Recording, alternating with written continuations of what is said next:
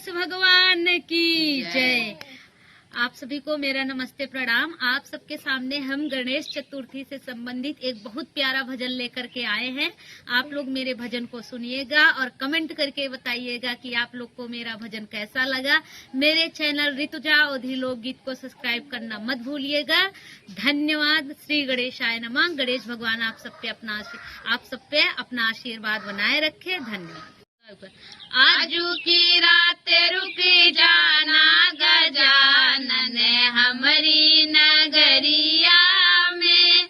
आजू की रात रुक जाना गजानन हमारी नगरिया में। हमारी